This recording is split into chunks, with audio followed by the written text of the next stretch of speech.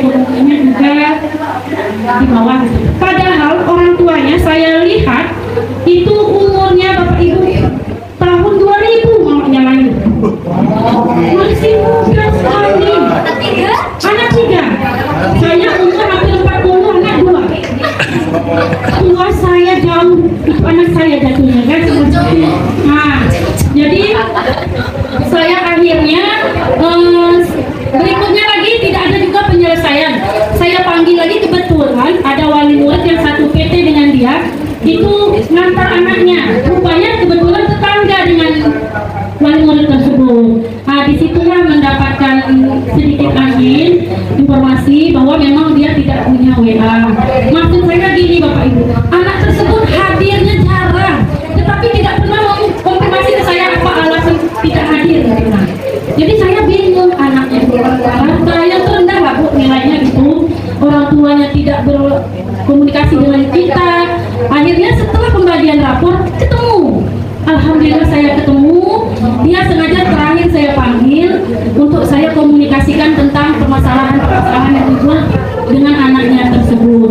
Jadi akhirnya terjadilah di situ kami diskusi berdua langkah-langkah apa yang akan saya ambil dan bersama lah dengan orang tuanya tadi tersebut. Nah, itulah langkah-langkah konsultasi yang saya lakukan, langkah-langkah yang saya lakukan untuk lebih mengaktifkan orang tuanya tersebut.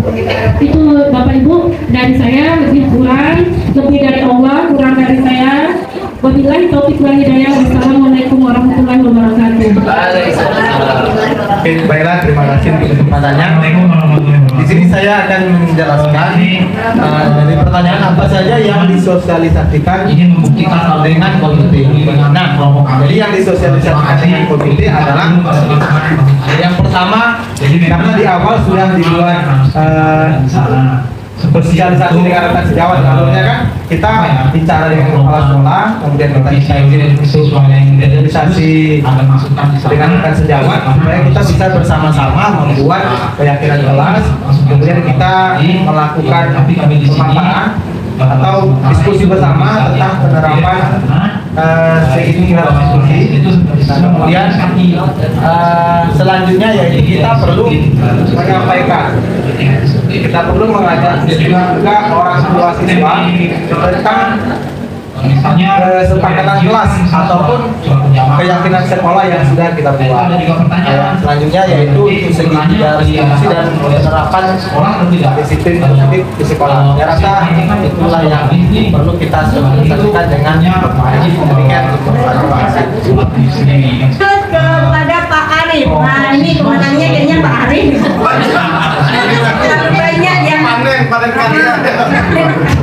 Yang pertama langsung 3-3 atau 1-2? 1-1. Mau disimpulkan ya Pak? Oke. Jadi sekarang kita bacakan ya Bapak Ibu. Yang pertama ini gimana Pak? Belum saya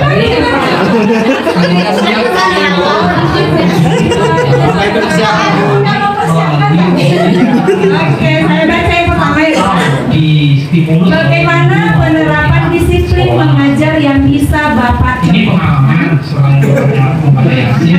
yang kedua, restitusi dengan siswa kira-kira sampai berapa kali? Ini memang agak sulit. Kemudian yang ketiga, apa saja langkah yang dilakukan dalam melaksanakan rencana? Tidak tahu rencana apa ya Pak? Ini apa? Penting rencana. Rencana silakan. Rencana tambah lagi. Buat Terima kasih atas pertanyaannya. Yang pertama, bagaimana penerapan disiplin mengajar yang bisa Bapak contohkan? Kalau kita sebagai guru kan ada contohnya waktu kita pulang masuk kelas jam berapa, kita pulang ke sekolah jam berapa, kemudian kita istirahat jam berapa. Jadi kita harus sesuai dengan waktu itu. termasuk yang 7.15 datang jam 8 itu yang bukan contoh guru yang baik. Pulang di jadwal CMK jam 2, pulang jam 12, bukan contoh yang baik. Jadi sebagai guru ya ikutilah aturan yang Kalau ada. cuma tulisannya kalau harus Untuk argumen. pertanyaan yang Untuk pertanyaan kedua, apa saja langkah yang dilakukan dalam melaksanakan rencana? Yang kedua ini saya tidak mau jawab Bapak Ibu. Langsung jatuh ya, langsung jatuh. Banyak, rencana ini banyak, rencana bagaimana yang bisa jawab? Lewat ya. Kemudian yang ketiga, restitusi dengan siswa kira-kira sampai berapa kali? Ini pertanyaan dari Semuanya dia sudah Adalah kami jawabkan kalau kami 3 kali.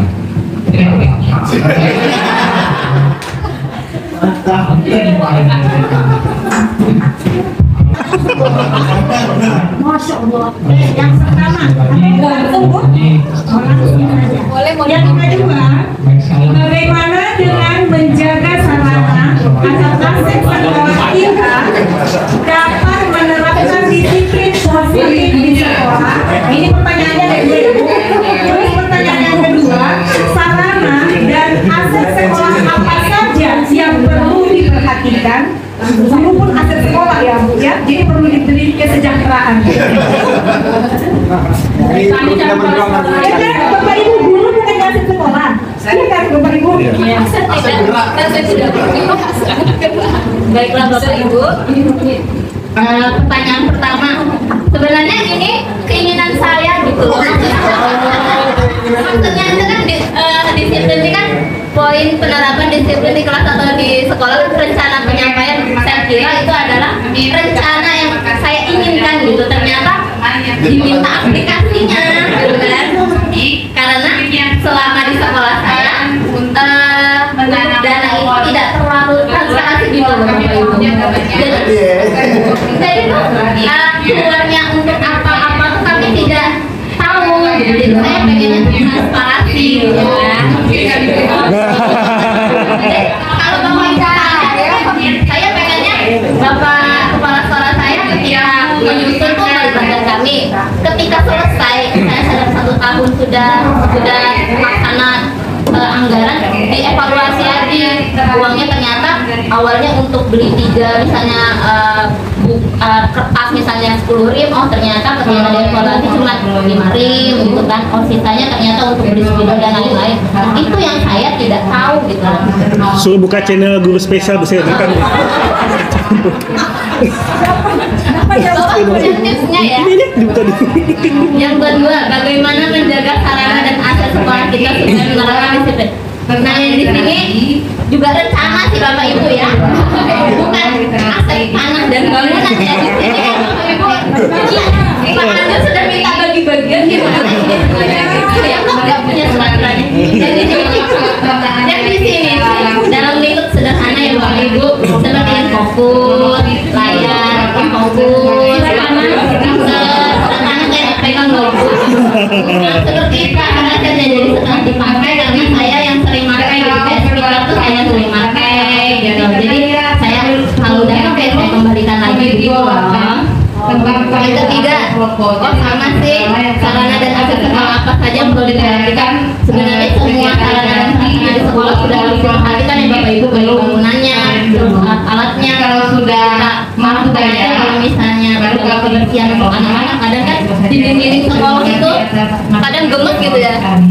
Kayaknya nggak perlu buku gitu ya, dia tulis dinding pun dia tulis gitu kan. Nah, jadi kalau misalnya untuk guru pribadi, untuk lebih ke memberikan pengarahan itu kepada siswa bahwa ini loh punya sekolah, jadi harus dijaga kebersihannya, dijaga apa namanya itu pemulusan dindingnya gitu loh. Kalau bangku juga kadang tuh anak-anak tuh sering loncat lah gitu kan. Jadi harus lebih diperhatikan lagi, dan aset-aset sekolah yang sering saya pakai yang seperti tadi Infocus, layar Infocus juga dengan speaker-speakernya juga kita harus jaga, karena yang pakai kan bukan kita pribadi ya Bapak Ibu, juga dipakai bersama pribadi Bapak Ibu. Silakan tidak termasuk Aksi nyata yang ditunjukkan ke komite pertama ya Pak. Sekarang yang kedua, mengadakan aksi nyata berkelanjutan, contohnya. Contohnya. Ayo Pak. Baik, terima kasih atas yang memberi tanggapan kepada apa yang telah saya lakukan dalam ini.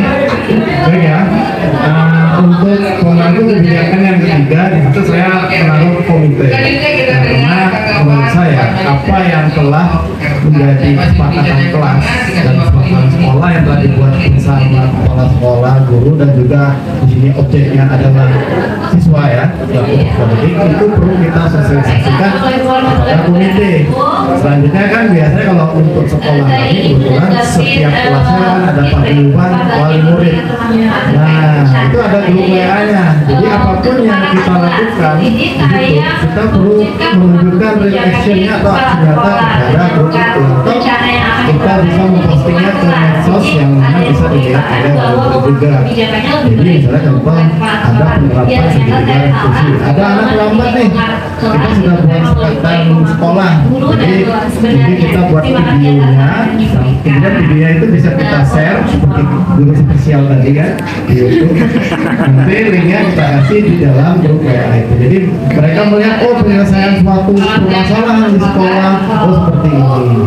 Gitu loh, itu maksudnya dari pertanyaan yang gak ada namanya ya, dua pertanyaan sama, dan juga saya rasa itu yang bisa saya sampaikan pada yang ditanyakan. Kemudian satu saya mau memberikan tanggapan masalah transparansi anggaran. Kebetulan saya mengelola anggaran juga di sekolah ya.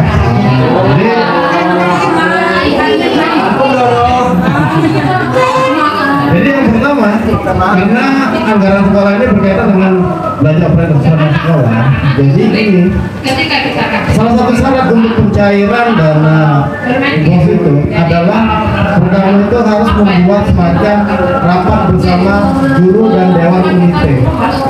Jadi semua masukan dari guru itulah yang tertuang di anggaran. Ya. Jadi kalau misalnya tiba-tiba anggaran itu muncul cair, tapi Bapak Ibu tidak pernah mengenal berita acara, itu berarti ada semacam manipulasi. Tapi jangan pula yang Bapak Ibu langsung menjudge sekolah-sekolah itu Bapak ini langsung tertawa saya untuk ini. Jangan. Tapi komunikasikan, Pak, saya perlu ini loh Pak kalau pembelajaran. Itu bisa nggak dianggarkan di sekolah?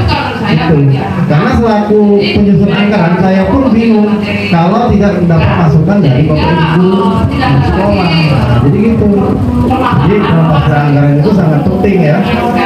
Karena apalagi kalau sekolah yang menjadi satu inspektorat atau badan keuangan, nanti Bapak Ibu juga yang ditanya, pernah enggak Bapak Ibu mengusulkan ini untuk dibeli di sekolahnya? Contoh speaker kan?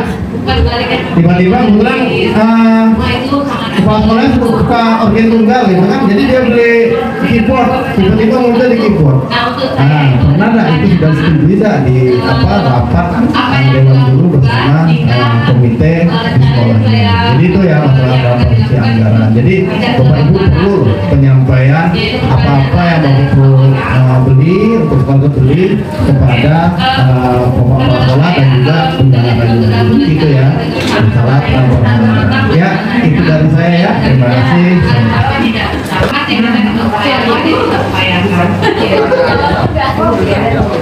Apa korelasi transparansi anggaran sekolah dengan penerapan disiplin? Ini penerapan disiplinnya Bu. Apa perlu dikasih reward uang? Bisa jadi yang datang cepat kan? Ya kan sebenarnya kan Iya. Usulkan saya kira yang transparansi anggaran tadi sudah dijelaskan detail oleh Bapak Pedi. Kemudian penerapan, bagaimana penerapannya?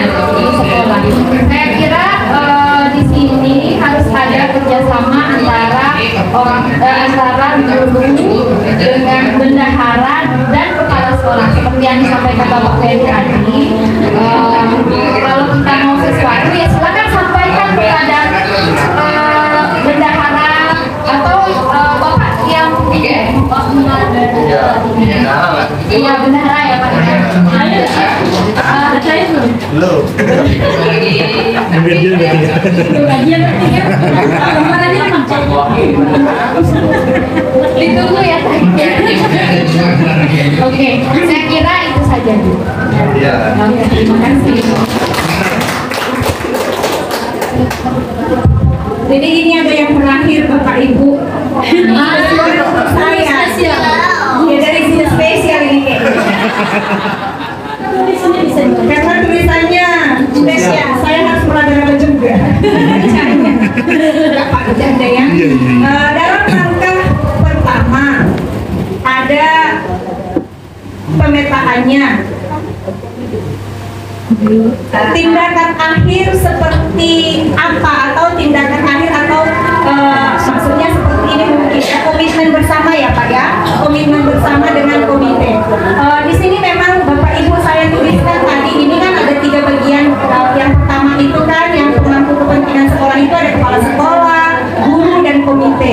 Jadi kami tadi beranggapan bahwa siswa itu adalah objeknya. Jadi yang pemangku itu yang 3 ini. Nah kemudian di yang ketiga ini saya memang menuliskan di situ langkah pertamanya itu menyampaikan program disiplin positif kepada komite sekolah dengan rapat komite. Nah di sini memang tidak saya lanjutkan ke langkah keduanya, maksudnya tindakannya seperti itu. Kemudian tindakannya seperti apa bersama komite. Jadi kalau dari sini tindakannya itu sepertinya sudah sampai ke poin-poinnya itu Pak. Hanya saja tidak tertulis langkah keduanya. Kenapa? Karena kertasnya kurang panjang Pak. Ya, kalau seandainya tadi sampai langkah kelima sampai kesimpulan kan dibuatnya kan Bapak. Itu loh Pak. Jadi, nah, jadi makanya langkah pertama di sini yang kami buat ya Pak ya.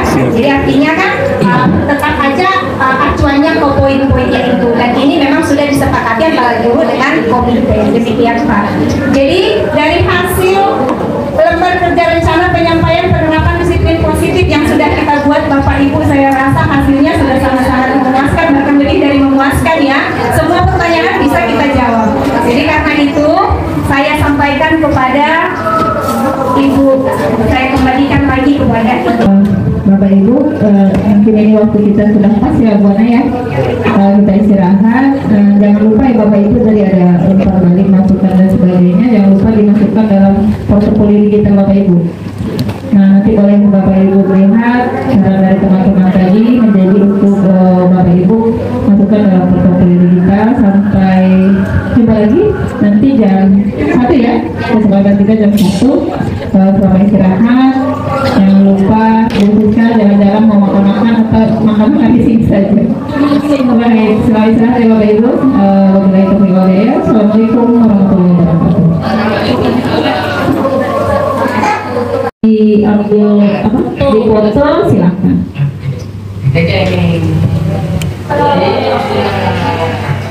Tepuk tangan semuanya. Selanjutnya, apa nilai pendidikan atau keyakinan?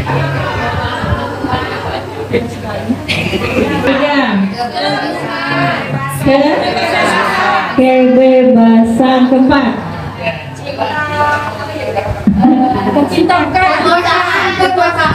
Kekuasaan.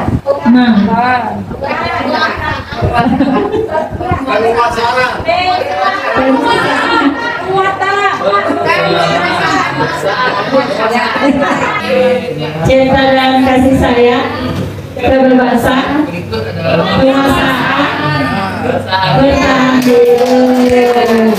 Jadi ada 5 kebutuhan dasar dan kasih sayang. Kita butuh cinta dan kasih sayang juga. Ada yang jomblo ya, Bapak Ibu? Nggak ada. Kebebasan, kemudian penguasaan dan bertahan hidup. Next, Bu Ana.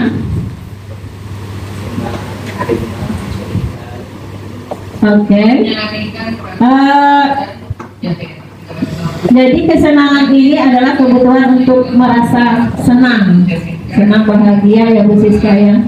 Ketika kita bahagia, tentunya semua kalau sudah bahagia, jadi apapun itu yang kita lakukan pasti ikhlas.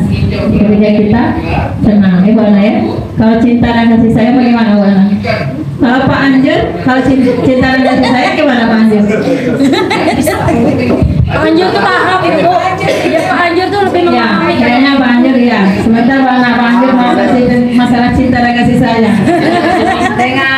Dengan pendapat sendiri Pak. Iya.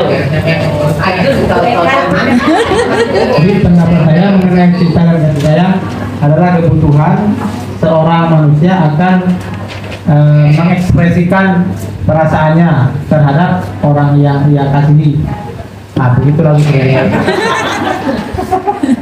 Oh gitu, perhatian ya, kebutuhan itu untuk diterima, memberi dan menerima kasih sayang.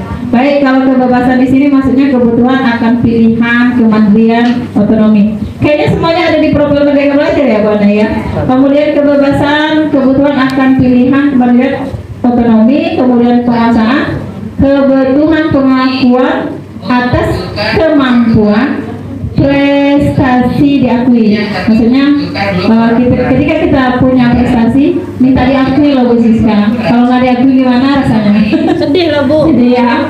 Untuk bertahan hidup ini kebutuhan fisiologi, rasa lapar dan lain-lain, haus serta fisiologi rasa aman. Kalau ketika kita sudah istilahnya kalau perut sudah diisi ya, rasanya aman ya Pak.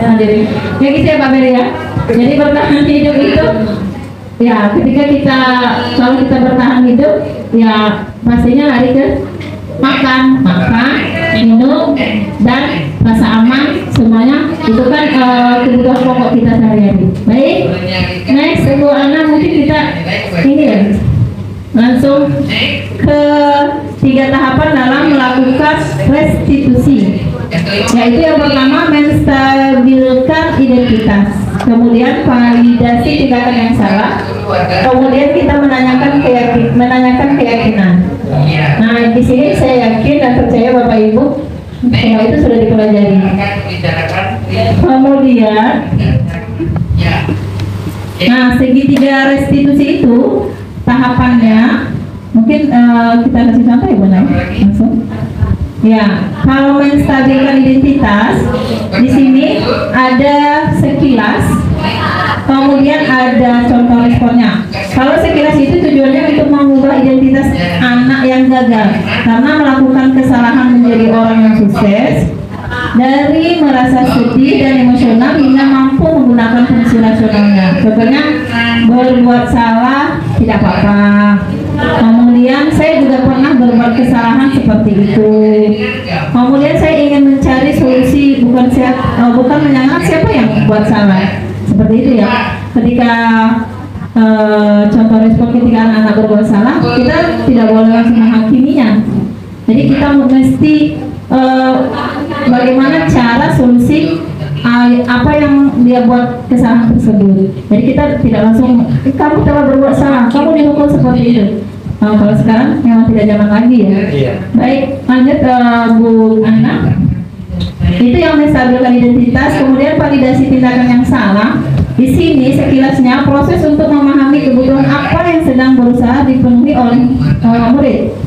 Kemudian bukan berarti menguatkan tindakan salah itu pantas dilakukan. Maksudnya ketika dia berbuat salah itu pantas dilakukannya tidak. Maksudnya di sini, namun di sini lebih menguatkan pemahaman kita akan alasan dari murid melakukan tindakan tersebut. Misalnya di sini contoh respon, kamu pasti punya alasan melakukan hal itu. Pertanyaan kita ya, ketika dia berbuat salah, kita pasti bertanya, kamu pasti punya alasan bahwa itu. Ketika dia misalnya ketika temannya kehilangan uang, dia mencurinya. Nah kita kan tidak membenarkan itu ya, kita tidak membenarkan mencuri, tapi kita pasti menanyakan, kamu pasti punya alasan untuk melakukan hal itu. Kamu boleh mempertahankan sikap itu. Kira-kira mencuri boleh dipertahankan? Tidak. Nah tapi kamu harus menambahkan sikap yang baru. Seperti apa? Nah kita lihat lagi. Baik, menanyakan keyakinan. Jadi proses di mana murid menghubungkan dirinya dengan nilai-nilai yang dipercaya. Di sini contohnya nilai apa yang kamu percaya? Kita menanyakan dengan siswa kita, nilai apa yang kamu percaya? Kemudian apa keyakinan kelas kita nanti ketika misalnya jika ada siswa yang berbuat salah, jika ada siswa yang tidak, istilahnya setelah kita membuat keyakinan itu ada yang tidak mentaatinya, kita harus apa keyakinan kelas kita, seperti itu ya Bapak Ibu. Baik, lanjut Bu Ana, mari kita praktekkan di sini panduan praktik keyakinan kelas bagian 1 di sini, yaitu menggali peraturan-peraturan yang perlu disepakati di kelas. Jadi di sini mungkin kita bagikan dulu ya, Dona. Oke, ini yang dibagikan dulu. Akan praktek 1 kali ini, prakteknya dibagi 5 bagian. Yang pertama nanti ada pembukaan dan memimpin diskusi mengenai peraturan-peraturan untuk kelas.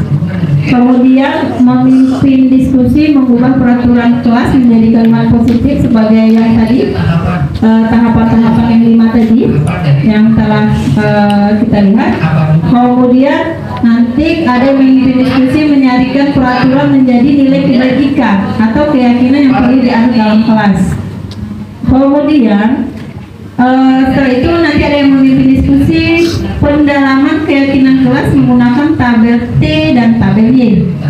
Kemudian memimpin diskusi pendalaman keyakinan kelas, peran guru dan murid. Jadi selama ada suara yang sedang memimpin diskusi, maka tugasnya nanti akan menjadi, berarti kita ada yang menjadi murid, ada yang mengobservasi, ada yang menjadi, ada 3 kayak coaching.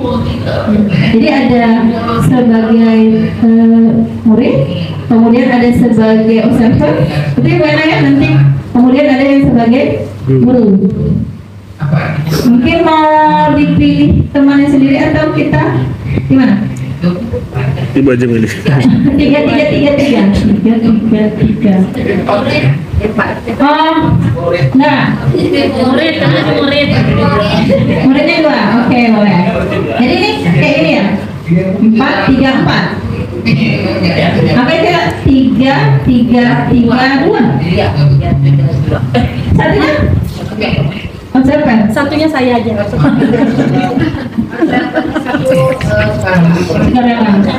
baik. 3 aman. 3 aman Bu. Saya yang 1 juga deh. Baik, Bapak Ibu mau pilih sendiri atau kita gimana? Cara kelompoknya? Kayak gini aja ya, langsung aja ya. Kesempatan bagus, lebih cepat lebih bagus, jangan bertele-tele. Lebih 1, itu bukan 1. Ini 3. Potong 1, 3, 2. Oke. Oh iya, boleh. Saya bakal menjadi pemimpin diskusi. Ayo, 3.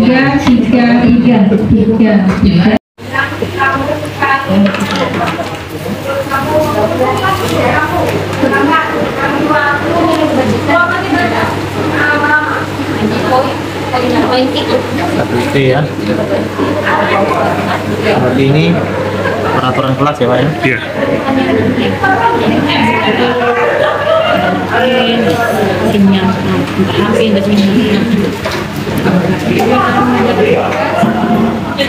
Nah ini keyakinan kelas.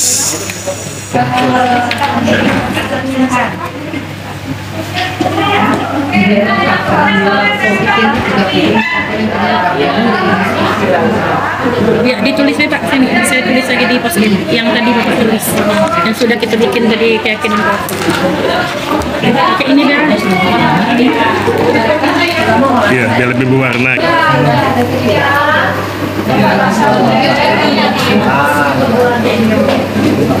Buang sampah sembarangan.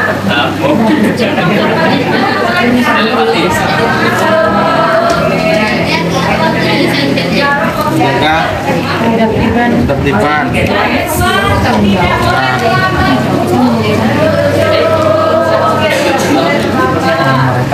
Mereka tidak semua Jadi muridnya banyak ya. Warnakan Pak. Nggak apa-apa lah. Apa? Nggak apa-apa, lanjut aja. Nggak apa-apa, nggak apa-apa. Nggak apa-apa.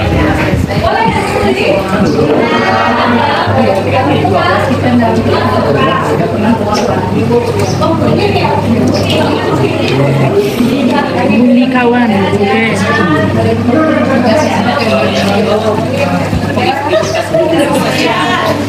Nomor 4 ya.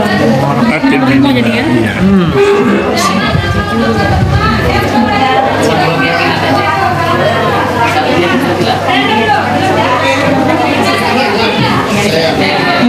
Bapak Ibu, bagaimana? Sudah selesai? Yang sampai bagian 5? Kalian sudah ya? Sip ya? On proses. Semua proses.